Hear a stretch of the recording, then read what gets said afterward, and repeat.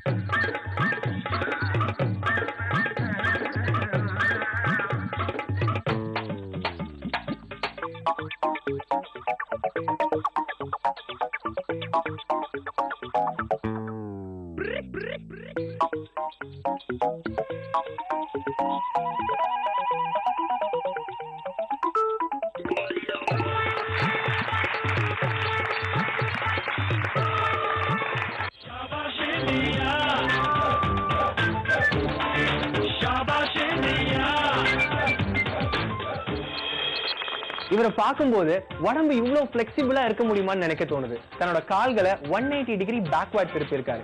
கைகளை 360 டிகிரி திருப்பி இருக்காருங்க. அது என்ன உடம்பா இல்ல ரப்பரா? உண்மையாவே ஒரு புதுமையான சாதனையை தான் பண்ணிருக்காரு சபாஷ் கௌதம்.